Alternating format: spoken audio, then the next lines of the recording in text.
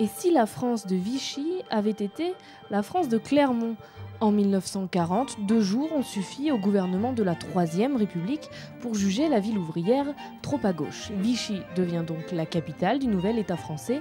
Voici l'une des anecdotes que nous révèle cette exposition, aussi surprenante que son fil conducteur.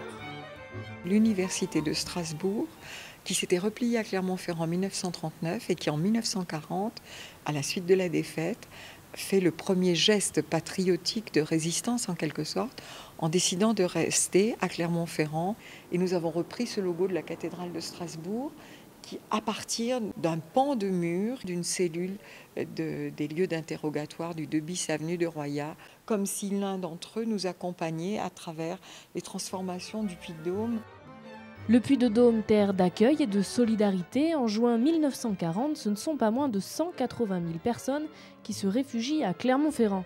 Cette même année naissent les premiers mouvements coordonnés de résistance et d'action personnelle de la population. C'est la carte d'identité d'une jeune femme qui s'appelle aujourd'hui Madame Amaudru et qui portait en rouge la stigmatisation de son appartenance à la communauté juive.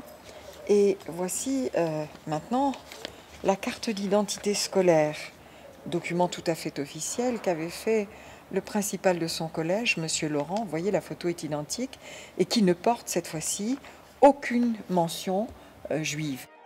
Faux laissez-passer, masque à gaz ou encore papier de soldats allemands, cette exposition regorge de documents originaux inédits, d'objets d'époque mais également de témoignages saisissants sur un moment clé de l'histoire de France.